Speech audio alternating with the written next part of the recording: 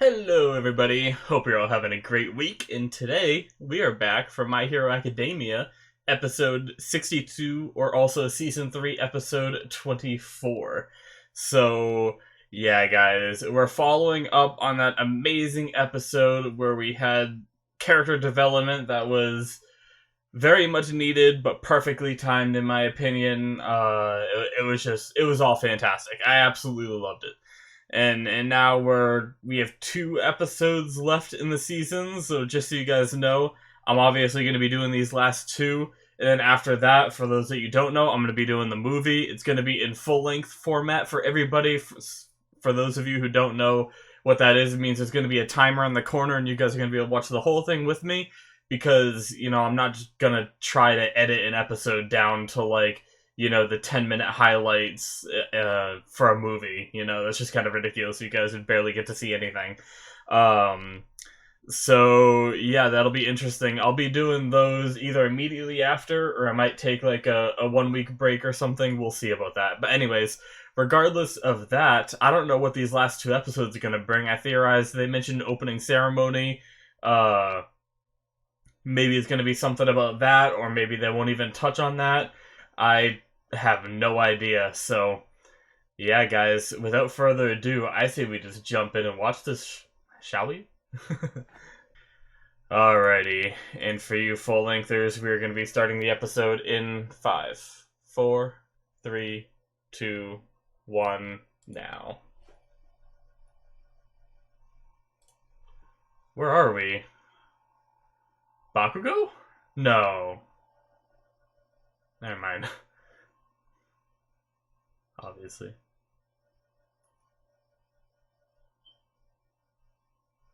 What? Interesting. We're getting a new character?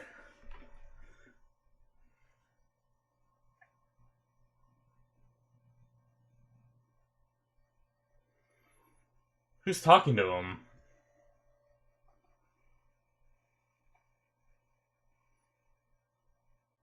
Interesting. Do do do do. So I guess only you full lengthers will see this part, but my initial theory is he might have a quirk that's similar to Tokoyami's, where Dark Shadow can kind of communicate with him, and maybe it's like a little bit of evil within him, whispering sweet nothings into the ears of the innocent, or maybe it's some kind of villain doing it, sowing the seeds of despair. Do do do do do do.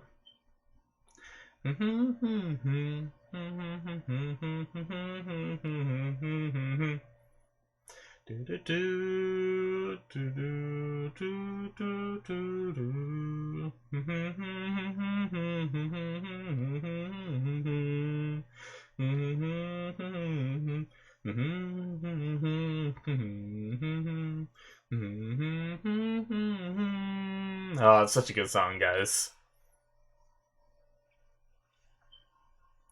Do do do do do do do do do do do.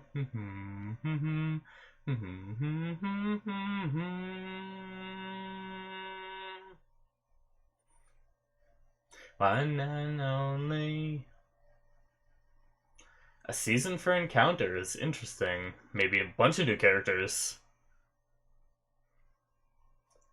Okay.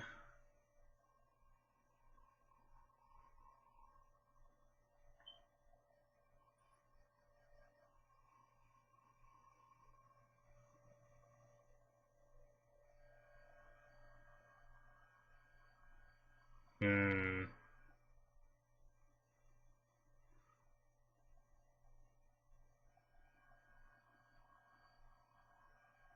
Yeah, who is that whispering sweet nothings into his head? His quirk or a villain?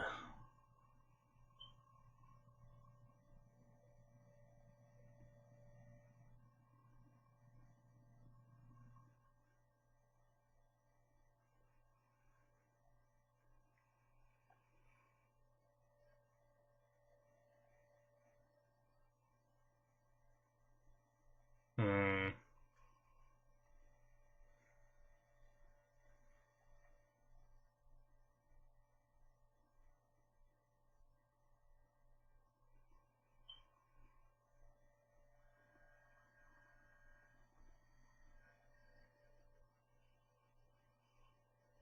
Damn, symbol of weakening heroes. That's rough.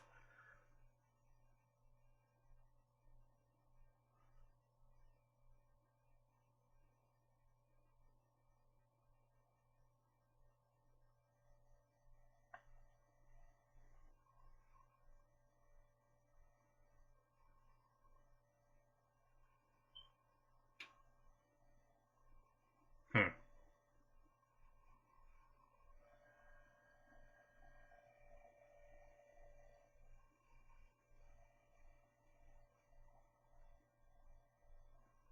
Yeah. Thinking is either a villain or his quirk somewhat messes with him, kind of like how Tokuyami's can talk to him.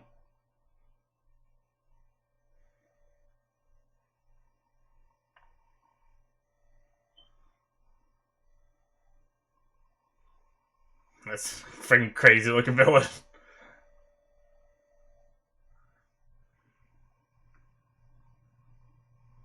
Hmm.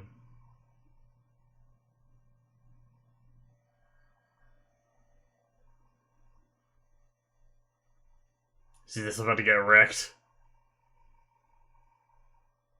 Oh, look at this guy. He's got like a cannon on his arm. Oh! Damn, he had a friend. A team. Or friends. A team. There's more of them.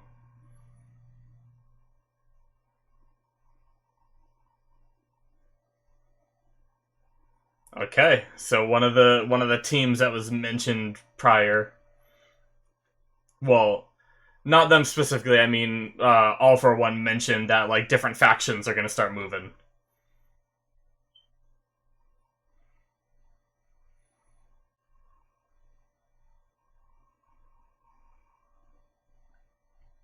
Ah, that guy. Yeah, him. Yep, yep, yep.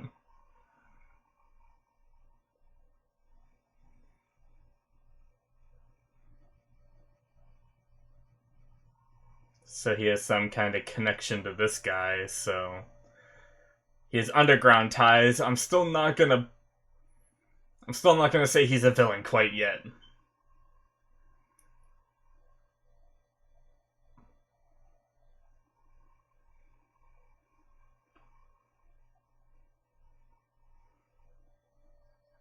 Damn.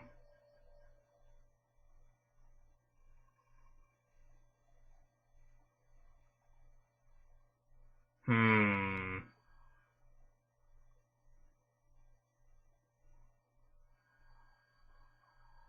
Wow.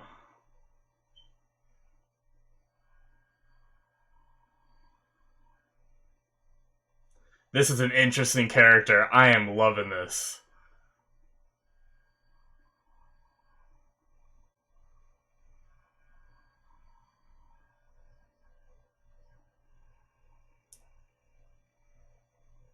Oh god.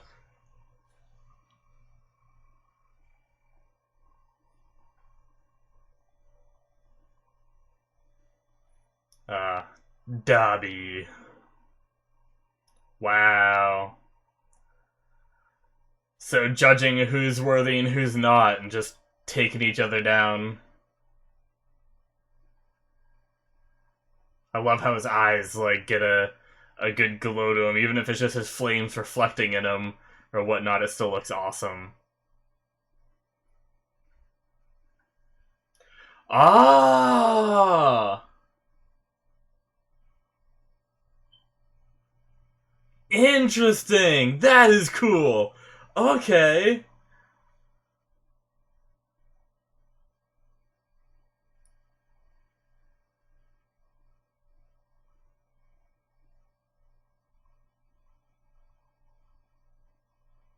Whoa.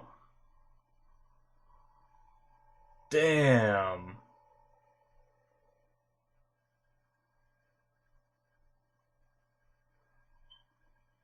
Whoa. Jesus.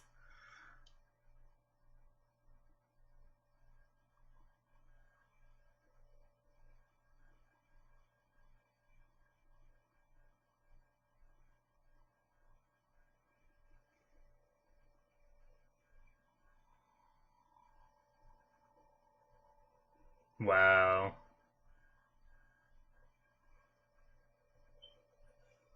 Whoa. Damn, that's deep. Oh, crap.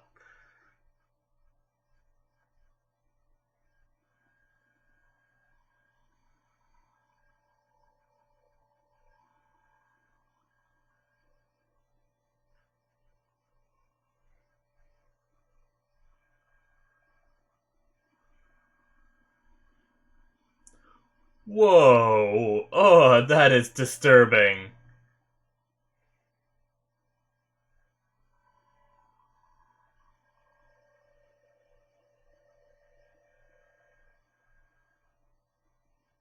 I recognize that voice actor, too. What the heck is this guy?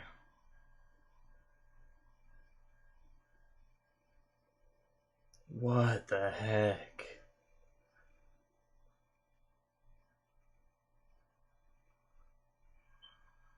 Ugh.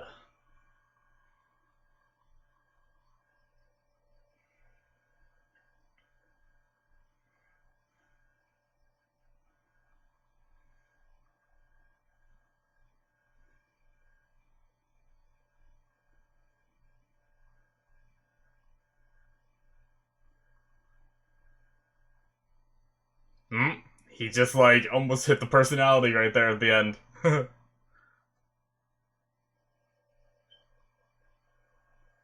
Oh, and we're back?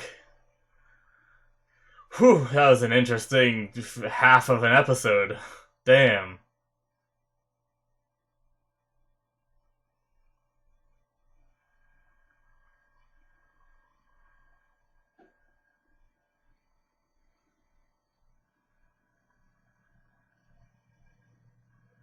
Hmm, yeah.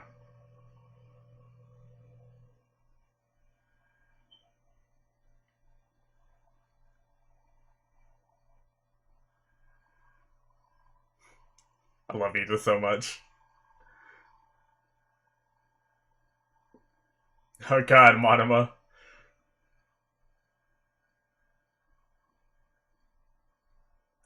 Oh god, so how many people failed Class Bs?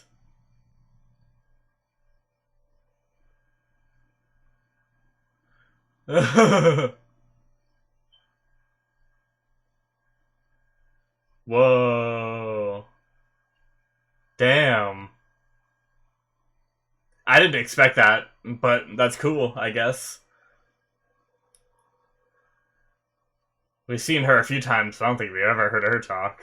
What an interesting voice actor.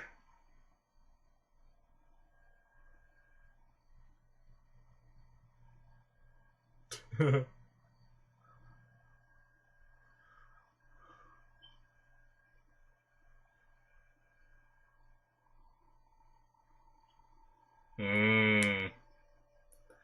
We get to see him again, cool.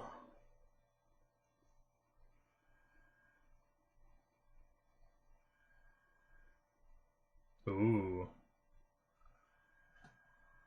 He's been training. Oh, what's this?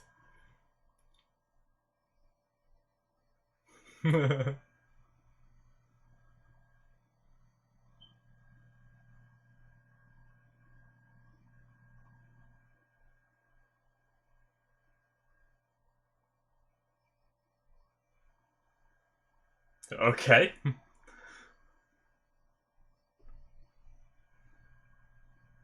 There's like a fish guy over on the right side back there.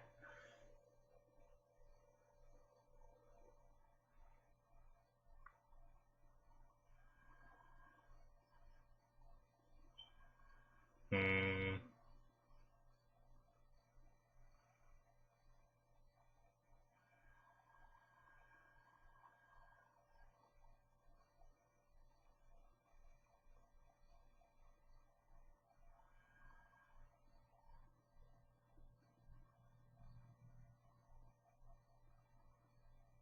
Okay.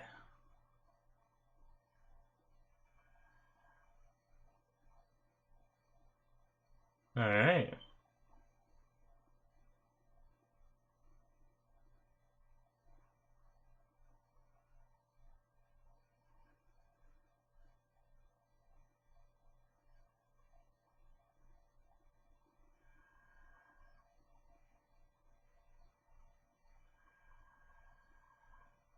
Ah, the heroic music.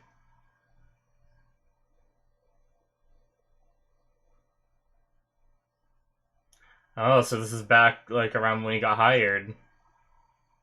Cool.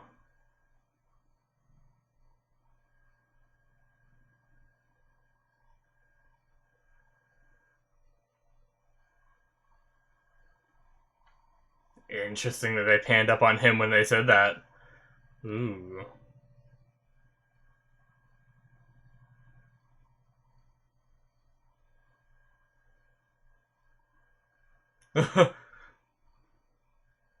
What?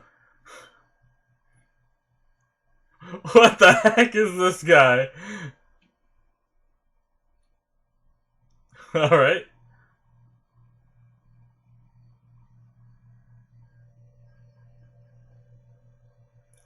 Exactly.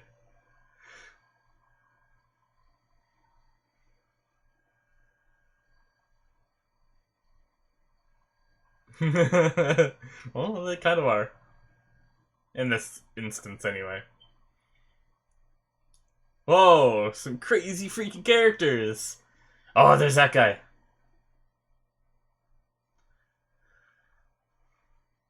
Oh, who's that?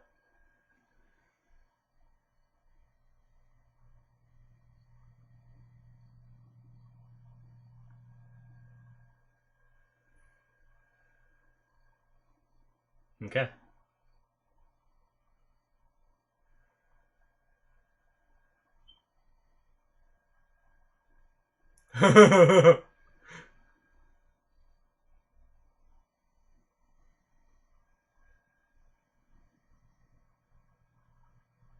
Yeah.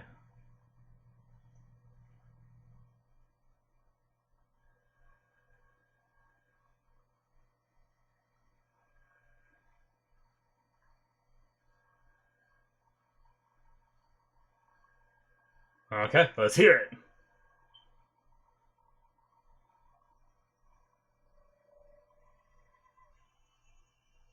Ah, okay.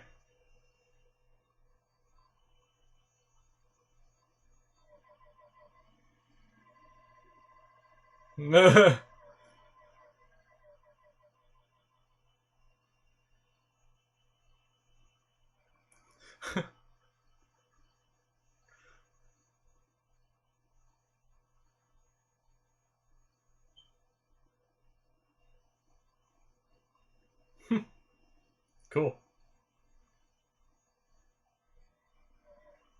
Okay.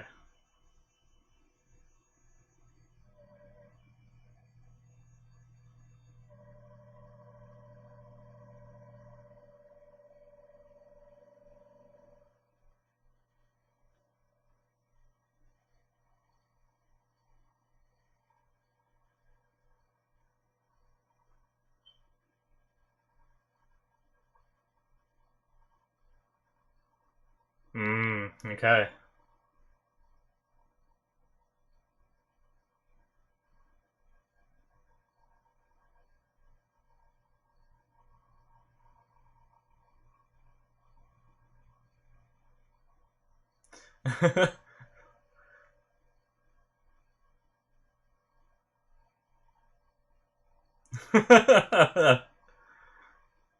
Alright.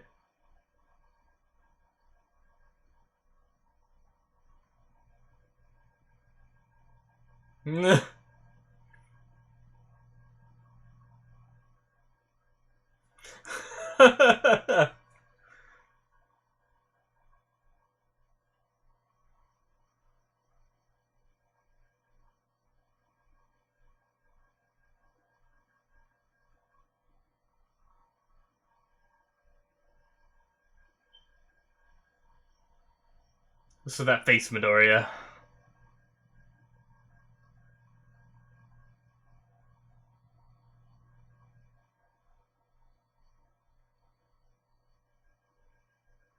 Is Midoriya worried since he... Oh. Oh, because he didn't hear any of this, did he? I get it.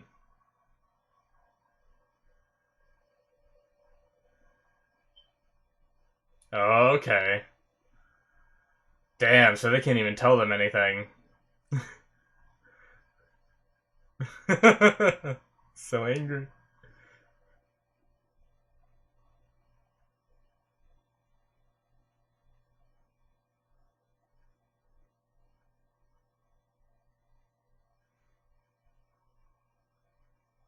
Hmm.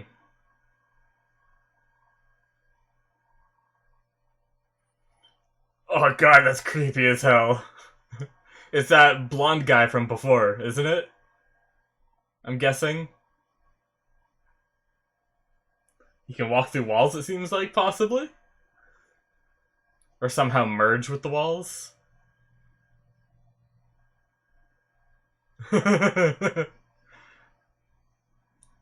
Ugh. That's creepy as hell.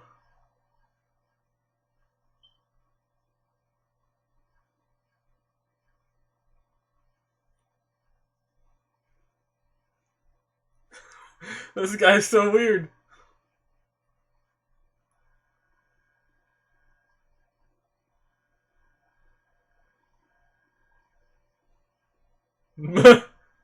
Okay.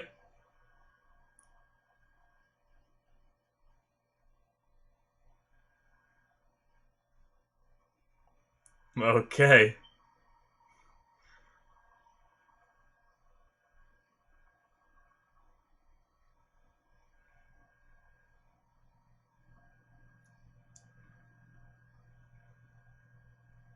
Oh god.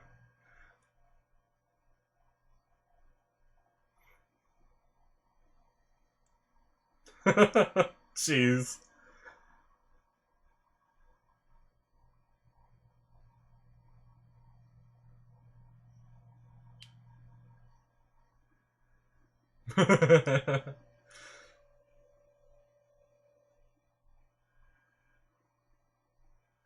What about Bakugo? Is it gonna be him?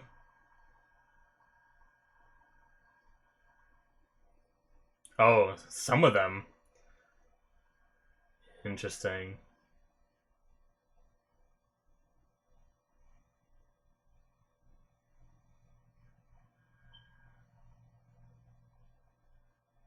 Damn. Well, look at the scars on his arm. Oh, what's with his eyes? Alright. Ooh, I'm interested. Do do do do do do do do. We only have like one more episode of this opening and ending. I'm sad. It's gonna be over.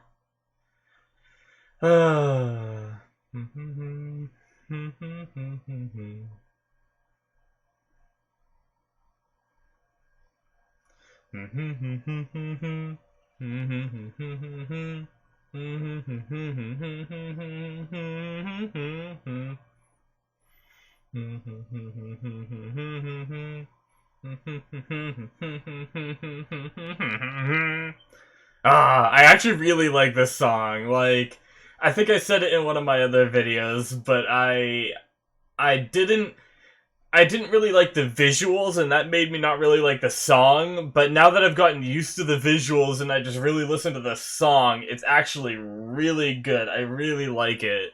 It's so relaxing, but also like somehow uplifting, you know, the way the beat goes. It has a very interesting tone to it. I really like it.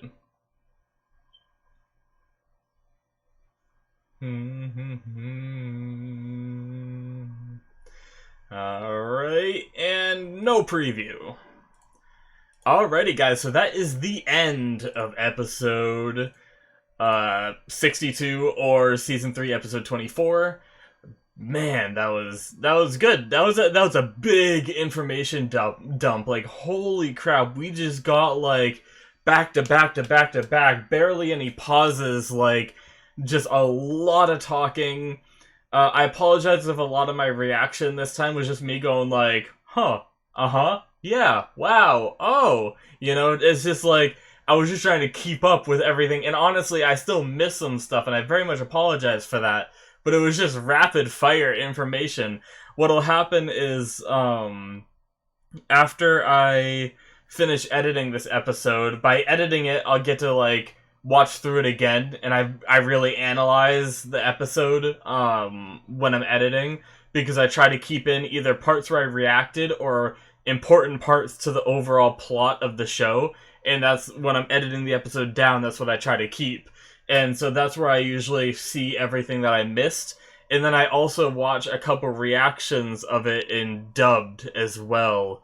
And I pick up on some things that maybe weren't translated as well as they could have been, or I just personally didn't understand them or interpret them in a certain way. But watching the dub, I realized that, oh, they meant this instead of this kind of thing.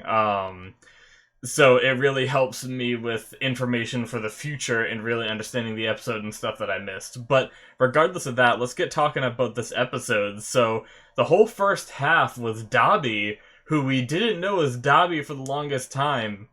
And we've known, I guess, I should have thought of it, but the voices sounded so different, you know? From what Dabi usually does. Maybe if you compared them back to back, you'd be able to notice, but I'm already very bad at pointing out voice actors in a show in Japanese. That's one reason I actually love watching subbed, is because it's harder for me to notice voice actors. There's some that I do recognize, like iconically, they just have that voice that you can just know, you know. But when I watch dubbed, it's always like, you know, oh, I've heard that character in, you know, for Death Note, I think I watched dubbed a long time ago. It's one of like the ones that stuck with me most, because I tried transitioning to dubbed from subbed, and the voice actor in Death Note is also the voice actor in Code Geass, and then I think he was also a voice actor in like the next anime I watched, all for like the main character, or, you know, big characters in the show, you know. That might not have been main characters in both Code Geass and Death Note, but I do remember recognizing a lot of voice actors in those two, and then in the next one after that, and I was like, all I can picture is these characters. It made it hard for me to get into the show for a while until I got used to it, you know? But anyways, I got really off topic there, sorry about that. But yeah, I just didn't realize it was Dabi, even though I should have, with the whole, like, multiple personality kind of thing he had going on, which I had assumed was either his quirk or a villain kind of whispering to him, you know, and like sowing the seeds of evilness into people.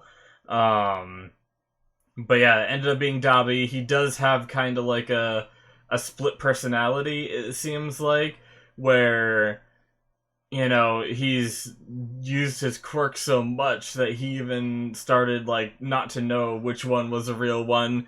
And, you know, after that big fight where they ended up, you know, killing each other essentially, he's not even sure if he's still the real one. Now, that's a really hard thing to do, because if his clones can make clones, it could be that he isn't the real one, but I have a feeling he probably is. But it's just a very psychological toll that can be taken on someone when it comes to something like that. But that's crazy. It kind of, for those of you who watch Naruto, obviously Naruto has the shadow clone ability, and I've always wondered, and I think they did a filler episode as a joke about it one time, but I've always wondered, like, why Naruto's shadow clones don't ever think for themselves if they're, like, you know, perfect copies of him. They're able to, like, know his moves and fight like him, and they're almost, like, on autopilot. They seem to have their own will in a sense, because I don't know how Naruto would be able to mentally control, like, whenever he makes, like, 100 of them. You know, mentally control the actions of each one while controlling his own actions. So I assumed it's like an autopilot kind of thing, but I was always surprised that he didn't, you know, have any kind of backlash where they rebelled a little bit. And that's pretty interesting that this was brought up, because this is the exact kind of thing that I imagined when I thought of, you know, a shadow clone type move, revolting against the original creator. But man, That's really cool. And he has these interesting, like, fundamental ideas where it's almost like he's almost like Stain, where he seems to have like some kind of ideology and some kind of belief that he believes in regarding heroes and villains, and over time he's just been corrupted by this second personality that seems to kind of take over him, and now he's just devolved into a point where he's just looking for crazy people like him, it seems like.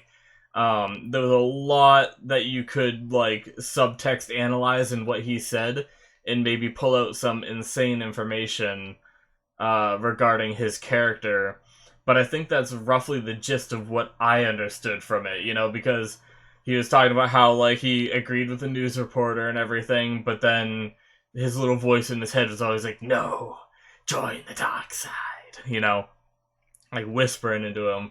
And you know, I think he just snaps and just, you know, looks for other crazy people like him. Because, you know, I mean, it is something to say where if you like something, people do try to flock to people that are somewhat similar to them, right? Like, especially for me, like, I love video games, right? Video games and anime, and all of my friends that I have left like video games and anime. All my friends that didn't like that stuff, I'm not really very good friends with them anymore, just because we didn't have much to talk about. They stopped playing video games, and they stopped, you know, or I guess they never really did watch anime, but the ones I'm thinking about just used to play a ton of video games, and that's how we always connected. Then when they kind of stopped, you know, they talk about, like, hockey and stuff, and I'm like, I don't know what all those sports ball things mean.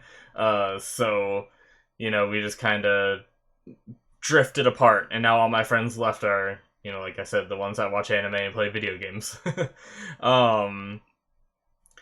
But, so, you know, I'm always seeking out other friends that do that kind of stuff, and that's kind of thing that he does, just in a way more crazy and insane way. But during that whole thing, we got introduced to a few teams. We had, like, shoot, I can't remember their name, but they were like the Wild Dogs or something, although that seems wrong now that we met that teacher. I think it had something to do with dogs, but it was like another team. They didn't seem to, not to talk down on a team that I don't really know very well, but they didn't seem too strong, since they're just doing, like, random store robberies. He just hit the guy over the head with a pipe. He didn't really use, like, a fancy, like, all-powerful quirk to get away. But, I mean, I guess they did get away, so there's something to say about that. But that's just going to show the different factions that are on the move. And then we also had all of Shigaraki's people who have all kind of spread out in hiding and everything, kind of spreading the good word while still being careful with who they recruit. Kind of like Dabi, who is judging people, and if you're not worthy enough, he just takes you out, so there's less villain rivalry going on, which is very interesting. And then we had that last group at the end of that whole segment, where Dabi walked up on them, and it ended up being the Wild Dog people, the first group that we saw, that I just talked about. Sorry, I probably got their name wrong. I could go back real fast, actually, maybe. Let's see if I could find it. Possibly.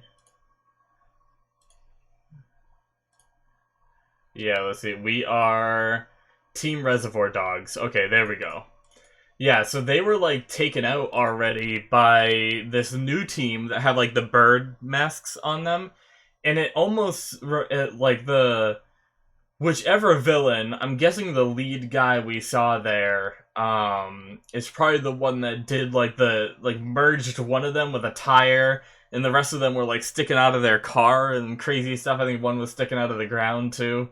I'm guessing that's a lead guy's quirk. That seemed like it was, like, the leader of their group showing off, possibly. I could be wrong. And I had a theory about that I wanted to talk about. We didn't really get much information about him, but what we did see is all of his people have those bird mask things. Now, maybe it's just like a gang marker kind of thing, but I'm wondering if he almost fuses them to their face, because at least that one big guy looked like it was fused to his face, and I wonder if the leader used his quirk to do that, and if he's somehow, like, if he's somehow manipulating people that way, or maybe he just kind of, like, holds these, you know, bad guys hostage to work for him, kind of thing, you know, like, do what I say and I'll remove the mask, or something. It might not be anything like that. Maybe it's just his friends. Maybe it's just a crazy-looking mask, and it has nothing to do with the leader's power being used on him. Or maybe they did want to conceal their identities. Like, maybe even if they get caught, they wouldn't be able to pull it off to really, like, figure out who they are or something. I'm not sure. There's a ton of things it could be. You know, could be nothing, could be something, but I just thought that was interesting, and it's just a gross and weird quirk. And it reminds me a lot of the Weld guy from Class B, his power. I'm curious if it's similar, if it could be a relative, or if it's just like, you know, works differently, but it still had like that same kind of effect, just slightly different. Kind of like how when the Weld guy was connected to Momo, you could see like the weird like merging points, and it almost looked like that, but it still was a little different, so I don't know. But I just wanted to throw that theory out there because I noticed that as well. But yeah, so got some serious groups, and that wasn't. They definitely weren't the ones that Dobby killed, right? They hyped them up too much to have them just be instantly killed by Dobby like that. I'm pretty sure Dobby's kill of them came earlier than that scene. But yeah, that was pretty funny how, like, you know, he's Twice. Shoot. Okay, I need to back up here and apologize. Have I been calling Twice Dobby this whole time in the discussion? If I have, I very much apologize, guys. Twice is the one I've been talking. I think I did make that mistake too. Oh, I'm so stupid. I very much apologize for any of you guys that even made it this far with me and my stupidity. But at the end of that little segment of the first half of the episode where Twice noticed the people coming, or noticed the villains and said, like, I look for crazy people like me, and then he's like, I think he said something like, well then, and it transitioned from his normal voice into, like, Dobby voice. It just barely, just a tiny bit, and I love that touch. That was awesome. It was so subtle, but also looks, like, really cool. But yeah, so moving into the second half of the episode and getting over the embarrassing fact that I messed up their names earlier, at least I think I did. We went back to the dorms with Midoriya and Bakugo still cleaning, who were left in the dark of the whole opening ceremony thing, which we did end up getting to see, and it talked about, you know, all the classes kind of that have their provisional licenses seem to be going on more realistic hero training, you know, like where the internships were learning a few fundamentals with just, you know, some of the internships actually going out on patrol. Obviously Midoriya, Todoroki, and Ida's was a lot more intense than the other classes, but now they're gonna kind of get to learn like the real hero work by going out on the streets, which is really cool. I wonder if that's how we're gonna start season 3. Season 4 is gonna be a lot of that, which will be pretty cool to see. But then we also found out that Monoma and all of Class B, all of them passed, apparently, which is crazy to think about. Now, it's not crazy because of the fact that it's Class B, you know, like, I'm not trying to say, like, you know, fall in line with the rest of the show and, like, all the people in it that believe Class A is stronger. It's just Class A has had more chances to shine because of all the villain attacks. But it's just, like, I'm honestly surprised as many of Class A passed as they did. So to hear all of Class B passed is pretty crazy. You know, with only 100 of them making it to the second round, and then I'm sure they did the same test for them too. The rescue training and all that, and all of them just making it. That's cool. I guess if they made it past the 100, as long as they didn't do anything significant to mess up, then they shouldn't have had a problem, because it almost seemed like they really wanted everyone to pass, you know? That whole thing, giving them, like, extra classes for the ones who did, for them to catch up and all that, it makes sense. But yeah, anyways, I just wanted to touch base on that real fast. So, it took me so long to realize that Midoriya wasn't in the group of all these people. And also, I guess,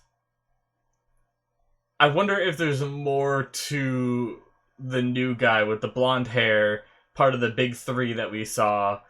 I wonder if there's some kind of connection between him and All Might. Like, was All Might really considering that guy?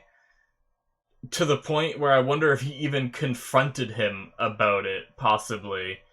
I'm not sure. I'm very iffy about that. I don't think he actually confronted him, but there's just a few things, you know, where they mentioned the whole successor thing with All Might again as they pan to that blonde guy, and you know, that's usually means like he was probably someone All Might considered. But then also the fact that the big three blonde guy, sorry, I don't think they said his name, he was very interested in Midoriya, and now he claimed that it was because everybody's talking about them, because they're kind of like the problem children, and all that, and they even mentioned to the whole school that a couple of kids were like fighting on school grounds. Maybe that's why. And he also, you know, they say that the big three are the most experienced, out in like the real world stuff. So maybe with all of Midoriya's experience, along with this guy, there's just like an immediate connection kind of thing going on, and that's why his attention was drew. But I also kind of wondered if it did have something to do with like, you know, All Might's successor thing, and if there's somehow some kind of connection, like he knows something more about Midoriya that might know that he's All Might's successor or something, but I don't know. I'm also wondering if his eyes are part of his quirk, or if that's just like an art style design, because I mean, I know there's a lot of like crazy looking people, so he just looks so normal except for his eyes. But I'm sure it's just a design choice. But his quirk is an interesting one. He's able to, so he's either able to pass through things, or he's able to merge with things completely. I wonder what the extent of his power is. You know, like, what makes that very strong? Because I could see that being, like, useful, but not necessarily strong. Like, you'd need a lot of physical strength and stuff like that to still be effective, if it is just moving through things, you know? Unless you could, like, move other people through things, too, so you could, like, move someone halfway in a wall, and then, like, leave them there as, like, a capture method or something? I don't know. Or would that just kill him? Because, like, once you let go of your power, just the concrete just, like, in the wall. I don't know. I have no idea what makes him so powerful with that quirk. It's very interesting, because I even love the idea of heroes not necessarily needing extremely powerful quirks to be strong. Kind of like the mentality of Aizawa, who is just strong himself, and he can just knock out quirks. And then there's also people like, what's his name? Shoot. Best Genist, who even All For One said, like, your quirk isn't that impressive, but, you know, your skill and the way you use it and everything has led you to be a number 4 hero, essentially. And that kind of thing is just really cool, where as long as you're, you know, mentally adept, physically capable, regardless of your quirk, for the most part, you can do pretty good as a hero. Obviously, kind of like All Might said when the show first started, in order to be like a really good hero, you do need a quirk to be able to do stuff, which makes sense. But I mean, even, you know, everybody, it's cool because in the show everybody has their strengths and weaknesses. There's some villains that I'm sure Aizawa just would have to say, I can't do that, I'm just gonna go the other way.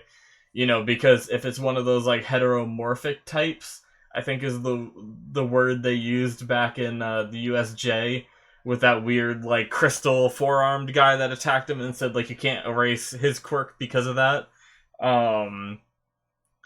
And Aizawa just overpowered him, but if there was a case where you couldn't overpower him, kind of like the Nomu, where he couldn't erase the quirk and overpower him, you know, what we saw happen with that happens. So, I don't think someone without a strong power could be a number one hero, you know?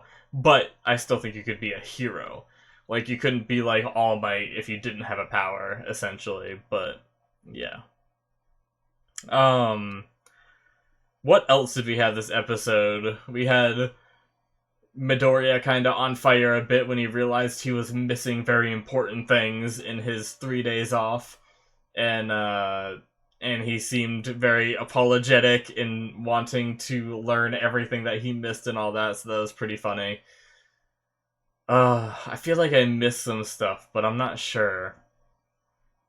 I don't know. I just really want to know more about these big three that showed up. I really want to know more about the other two, because we've seen the power of the blonde guy, but we don't know its full extent. We don't know its full detail, so I'm interested in learning that, and then I'm also interested about the other two, since they're kind of the top dogs of UA, it seems like. I believe they're third years, so they're going to be like graduating soon and becoming like full-fledged heroes and everything, is my guess, I think, is what I heard. I may have missed that, I'm sorry if I'm wrong about that. But yeah, I'm really looking forward to learning more, and we only have one more episode to do so I'm curious how that's gonna go. It's probably gonna leave on a little minor cliffhanger, and you know, maybe I just hope we learn more about this big three in the last episode, essentially. But yeah, guys, great episode. I really enjoyed it. A lot of information dumps, which might be why I was more focused on the episode rather than like talking and saying, you know, more stuff. But yeah, I really enjoyed it. Anyways, guys, I think that's about it from me. Yeah. So I guess if you guys want to support the channel, you can hit that subscribe button. You can also check out the description for Patreon, and from there you will get access, you know, if you decide to support me on Patreon, you'll get access to full length and early access if you want to watch the full episode with me, or if you want to see the next episode right now, you can check that out. And it's very much appreciated if you do decide to support me, but obviously not necessary. You could always just subscribe or do nothing. I just appreciate that you watched. But yeah, guys, I will see you in the next one. Bye-bye.